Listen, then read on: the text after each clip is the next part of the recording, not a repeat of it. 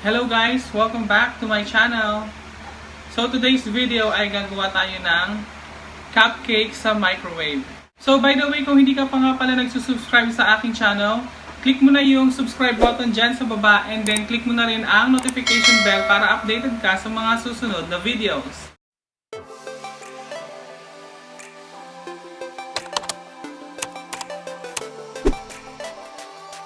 So sa recipe na ito, kailangan natin ng isang egg yolk.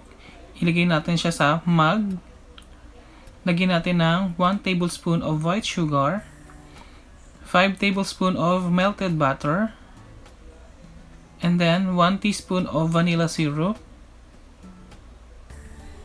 Mix natin until no lumps. And then mag-add tayo ng 3 tablespoon of flour,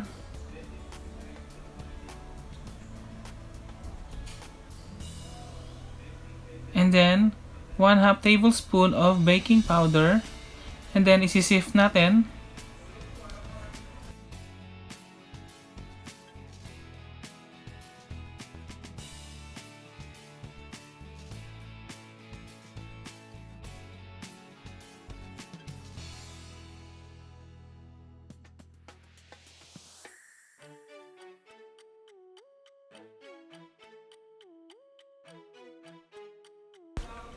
And then, i-mix lang natin siya until maging well incorporated ang ating mga ingredients.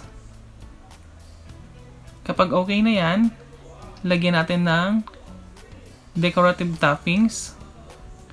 Then, i-mix natin ulit.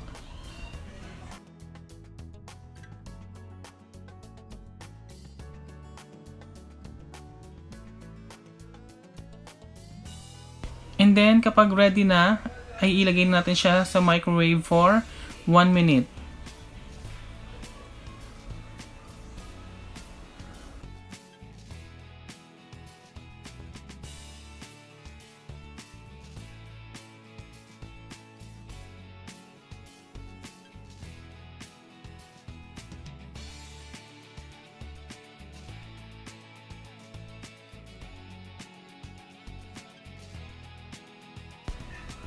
And then, after 1 minute, eto na yung result ng ating cupcake in a mug.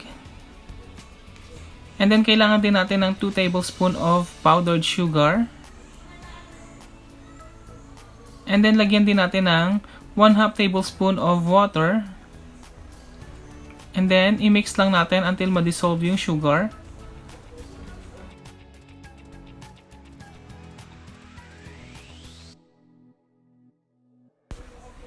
At kapag natunaw na siya, ay maglagay tayo ng dash of red color,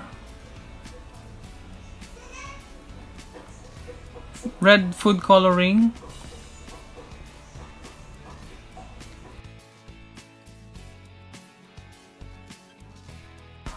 And then after nyan ay itap natin sa ibabaw ng ating cupcake in a mug.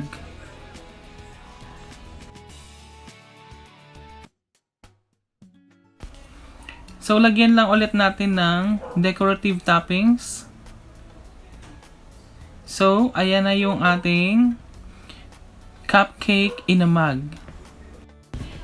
So, kung nagustuhan mo ang video na ito, please hit the like. At kung bago ka pa lamang sa akin channel, please subscribe to my channel. And click mo na rin ang notification bell para updated ka sa mga susunod na videos. Thank you for watching. Bye!